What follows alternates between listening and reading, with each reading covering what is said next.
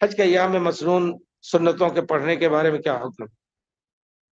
حج کے ایام میں سنتوں کے پڑھنے کا آگے پیچھے کی سنتیں آپ نہ پڑھیں. کیوں؟ کیونکہ پیارے رسول نے نہیں پڑھی. تو اگر آپ پڑھنی چاہیں سنتیں تو کیا آگے پیچھے کی سنتیں لکھی جا رہی ہیں. حدیث شریف پر یقین رکھیے. پیارے رسول فرماتے ہیں کہ اللہ تعالیٰ کہتا ہے فرشتوں سے کہ میرا بندہ جب بیمار ہو جائے یا سفر کر جائے تو جو کام صحت اور حضر گھر میں بیٹھے ہوئے کرتا تھا وہ لکھتے جاؤ اس کے. تو جتنا لیکن یہ ہے کہ پیارے رسول اونٹ پہ بیٹھتے تھے تو بیٹھے ہوئے بھی آپ نفلیں عام پڑھتے جاتے تھے. تو آپ عام نفلیں جتنی پڑھیں لیکن آگے پیچھے والی نہ پڑھیں کیونکہ پیارے رسول کی مخالفت ہوگی. اس میں پیارے رسول کی موافقت کے لیے اگر آپ پڑھ رہے ہیں تو جتنی چاہیں. لوگ بیٹھے الٹی سیدھی بات کر رہے ہیں بنکس کر رہے ہیں آپ الحمدللہ ایک کنارے ہو کر کے نفلیں پڑھنا شروع کر دیجیے قرآن پڑھنا شروع کر دیجیے.